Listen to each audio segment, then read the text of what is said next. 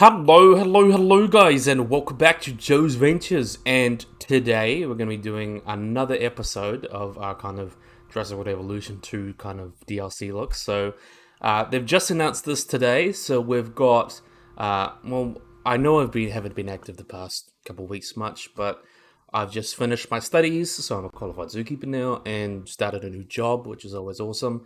At least it's just casual, so I will have a little bit more time to do more YouTube stuff, at least for the next couple months. So yeah, we've got a really awesome pack that I'm actually quite interested in. This is the Cretaceous Predator Pack. So this includes 4 new dinosaurs from the Cretaceous, and we've got a huge actually update for like the free updates. So I'm really excited to get stuck into that one. So first up, we're just going to be talking about the animals. So let's have a look at the Cretaceous Predator Pack.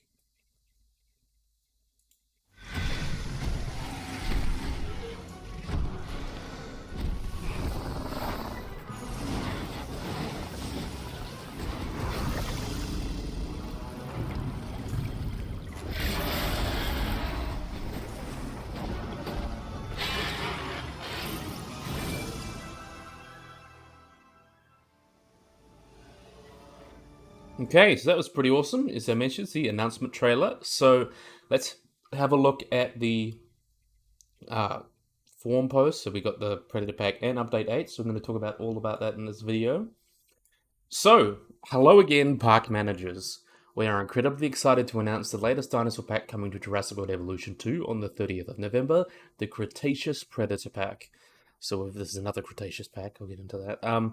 So give your guests an experience of a lifetime with 4 new unique Cretaceous species, all of them powerful prehistoric reptiles in their own right. They will undoubtedly be fantastic additions to your park. So let's have a closer look. So we've got our first animal up here. This is Gigantoraptor.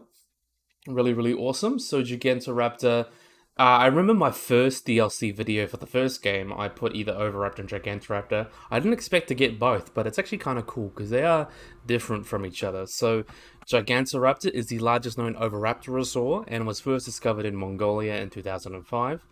Its large stature can be quite intimidating, and a full-grown Gigantoraptor could weigh as much as 2 metric tons in body mass. So it's a pretty huge animal.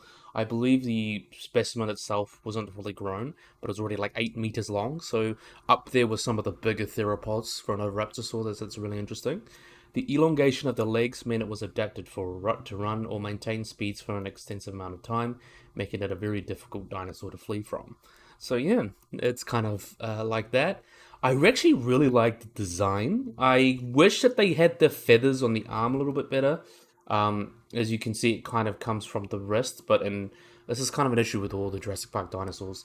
Feathers, well, typically how bird arms or bird feathers work, typically they go right through onto the 3rd finger there. So if you look at a bird wing, like if you're eating a turkey, because it's Thanksgiving in America, I believe, or you look at a chicken, a lot of the feathers, the coverts or the secondary coverts, typically come from that middle finger, that long middle finger, and then you have the alula or adula, if you say that, which is kind of a small feathers from the second one. So that's kind of how bird hand works, and dinosaurs would have been the same.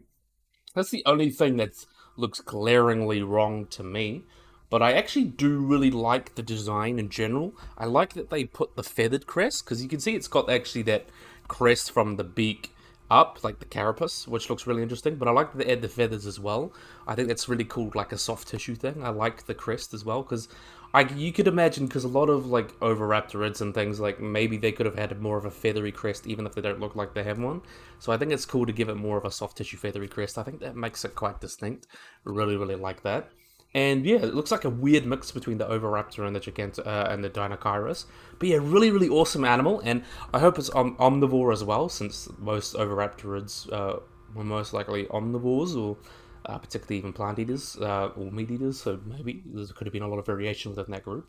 So really cool. Definitely a big fan of that. I really liked how that's come out. I like the soft tissue crest, the feather crest combined with that one. I think it makes it a really distinct looking animal and quite interesting. So next up, we've got everyone's favorite big bad. We've got Utahraptor. So Utahraptor, see, this carnivore is the epitome of feathered fury. So it's undeniably stunning, but also incredibly lethal. It's a ruthless predator, has scythe-like claws that can stomp almost any victim dead in its tracks. Um, One of the largest known raptors, can go up to 18 feet long and 4 feet tall. Now it has this beautiful plumage in Jurassic World Evolution 2.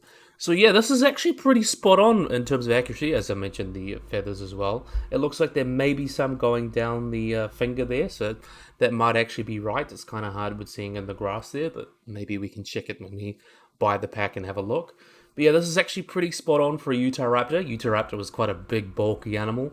I know everyone kind of is thinking, well, it's quite similar size to the Jurassic Park one or the original raptors, but it's feathered, so that's another big distinction. More scientifically accurate as well. And I imagine they might actually make it a little bit bigger just to make it fit better. But yeah, these guys were much bigger than the Jurassic Park Velociraptors, even though it was kind of the inspiration. But yeah, a little bit bigger, really, really cool. I love the skin here. I like the eye spots or big round spots on the wing feathers there. I like the colors. I like, especially this one. I like the kind of like, it's very much barn owl like. I think it fits quite cool. And also this head crown of feathers. I really, really like that as well. Reminds me of like a harpy eagle. So a really great inspiration for that. Really, really do like that. And yeah, this posture is a little weird, but you saw in the trailer. So maybe I'll go back to the trailer and find the side picture. There we are. So you can see that actually is pretty spot on in terms of, let's see if I can get a slightly better one. There we are. See, that's actually pretty spot on. One of the main differences is Utahraptor is very much bigger and bulkier than a lot of other raptors. As you can see, they got the big bulky head, big bulky body, and I think that is definitely enough to distinguish it from like Pyroraptor, which is also a large feathered raptor. Very much more realistic or paleo accurate compared to, Jurassic Park style. But yeah, really, really cool. Definitely big fan of Utahraptor. So that one's come out quite well. Why is it not? There we are.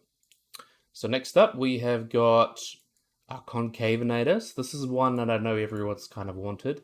It looks much better. Oh, that's a little bit of a preview of what's coming next. But personally, I like it a lot more than the Jurassic Park one. I like that we're getting Concavenator because it's a very interesting animal, but I like this one a lot more than the Jurassic Park design, because the Jurassic Park design or the Jurassic World design, which was supposed to be a taxidermied stuff one, looks pretty ugly. I don't like it. It looks like an anemic animal. It's got no lips. And this is a lot more distinct. The only thing I would really change about it is maybe making the textures a little bit more obvious. It almost looks like it's slimy. I'd probably like make it a little bit, the scale is a little bit more distinct. But yeah, really, really cool. So this is one from the early Cretaceous. So this dinosaur lived in the early Cretaceous, approximately about 130 million years ago, and is from Spain. Its name means Cucana, hunter with a hump, and the main reason it kind of gets it because it gets this tall, narrow hump on this dinosaur's tail, and it also gets its name from a city where it was discovered, or close to where it was discovered. And this has got a really interesting profile to it as well because of that sail. But also you can see the quills. The ulna, which is one of the arm bones or wrist bones, and the dinosaur has evidence of potentially quill knobs. So this is something that's been reflected in this design. You can see some quill knobs on the neck there and also on the arms, which is something that's quite common in Concavenator designs. And because it's like a Carodontosaurid, it's kind of like, oh, maybe feathers are much more basal to dinosaurs than we thought. We're neither here nor there whether they're actually quills or maybe it could just be damage on the bones. But that's another really cool aspect of them. That's really could show if that's the case. Dinosaurs may have potentially ancestrally had feathers, or even theropods potentially may have ancestrally had feathers. So yeah, really, really cool design as well, and I think the hump and the quills really makes it distinct from a lot of the other dinosaurs in the game already. And last but certainly not least, we have got over here, we've got Tarbosaurus. So I believe this is probably why it was themed Cretaceous Predators, was an excuse to put in the Tarbo, kind of like the prehistoric marine species gave us an Nothosaurus. We've got the Tarbosaurus. So Tarbosaurus, its design is inspired by Netflix show Camp Cretaceous Hidden Adventure. So this is the one that came from Hidden Adventure. There's a little bit more changes to fit more the style of the game. Really, really cool. And coming straight to your parks is Tarbosaurus, the alarming lizard. So this is the Asian counterpart of the T-Rex, which is a highly efficient hunter. It's about 10 meters long, 3 meters tall at the hips, and weighs about 5 tons. And you can be rest assured the guests will be absolutely awed by its awesome power. So yeah, this is not that accurate, to be honest. I hope that they do make it a little bit smaller than T-Rex as well, just to like give it a little bit distinct. But you can see the spikes and things distinct as well. There are other skins that will be coming with it, and like in the trailer, you can see like that blue skin, that blue and brown one that actually looks really nice. This is the one that's stripped right out of Camp Cretaceous. Tarbosaurus itself was actually very similar looking to Tyrannosaurus itself, but it was a little bit thinner. It potentially even convergently may have evolved a little bit more like a Charodontosaurus because there were a lot more large herbivores like hadrosaurs and sauropods in its habitat. So it would have had a little bit more leaner frame to kind of, or not quite a higher bite force because Tyrannosaurus was more specifically adapted for hunting things like ankylosaurs and ceratopsians, which are all heavily armored animals. Tarbosaurus most likely didn't encounter that as often, though they were ankylosaurs in their habitat. So they probably still had a really, really strong bite force, but just not as specially adapted for biting and things like that as Tyrannosaurus was. But yeah, really, really awesome. I kind of wish they did have a Frontier design, give us an accurate one. But of course, I believe Wheat's probably going to put it in somehow, make it a cosmetic. Because Wheat's one is amazing. I love the Prehistoric Planet one, and Wheat did a great job bringing that to the game. Probably one of my favorite mods for the game as well. But yeah, really, really awesome. So, that's the 4 animals coming to the pack. I'll give my thoughts on some other things, like more general, after. So, we're going to be moving on now to Update 8. Or free update 8. So free update 8. So we've got a free update coming away on the 30th. We've got exciting new features coming, which will be available for people on PC, PlayStation, and Xbox. So let's take a look at some of them. So pre-built layouts. So this is going to be interesting. So we know many of you love to build intricate sandbox parks, jumping into a fresh map and treating it like a blank canvas. But those who start off with a little help, sometimes a blank canvas can be the serious thing. That's something I've encountered a lot. Sometimes a blank canvas can be so scary because it's like, where do I start? But this has helped people along. You can find somewhere to start. Just get those first little few buildings and things going. So you can have these pre-built parks that are available in Sandbox and Custom Challenge mode, which are all inspired by Campaign, Challenge, and Chaos Theory with existing parts and enclosures. So you can just kind of, I imagine, just plop them down or edit them as you change. So it's so you don't have to look at a blank canvas and be scared. But yeah, really, really awesome. So you can find these new presets on pretty much all of them. You can see Isla Nublar, San Diego, Isla Sorna, 2015, Isla Nublar, Arizona, Washington, pretty much all of them. So yeah, really, really awesome. Came out well. Though, is it United Kingdom? Where's the Germany one? Is the Germany one not there? I imagine they might be expanding that soon as well. Yeah, really, really cool. So you can see as well, and you can see sneaky a bunch of new decorations. So you can never have too many decorations in your dinosaur parks, so coming to customize your parks with new bins, benches, plant pots, and fountains.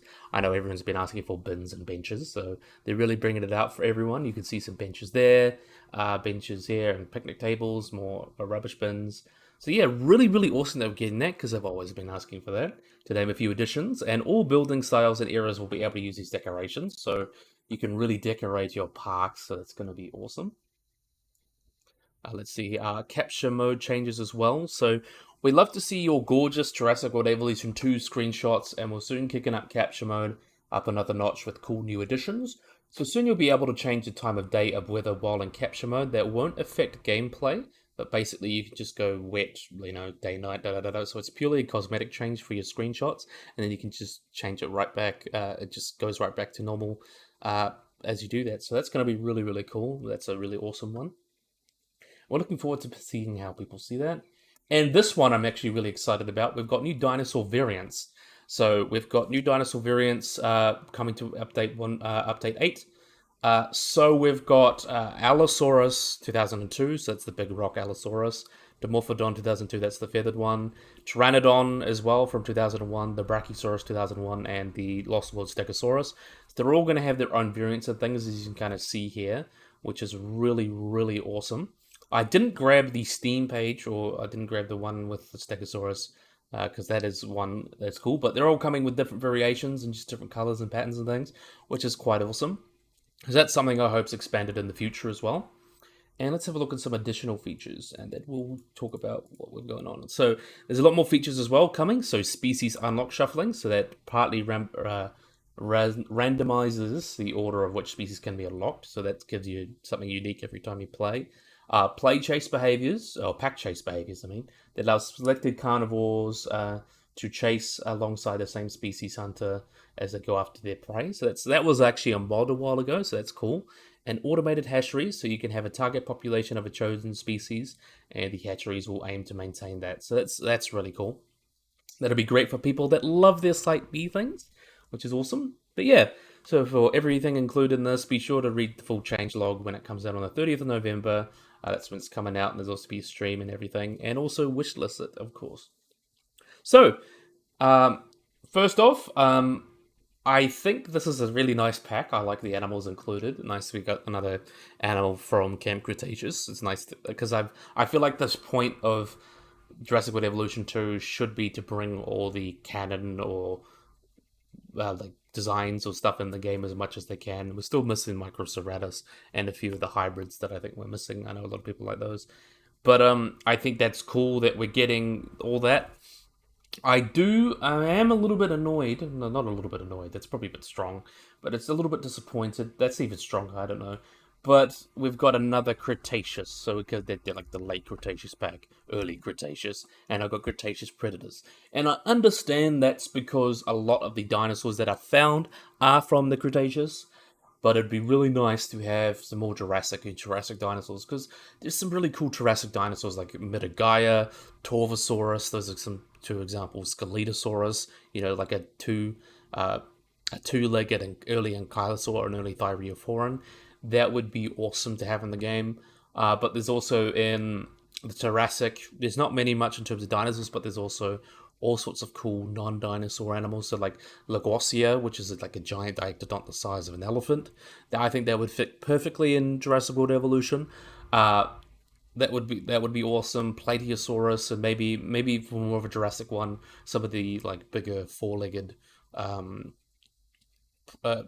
prosauropods, but early sauropodomorphs.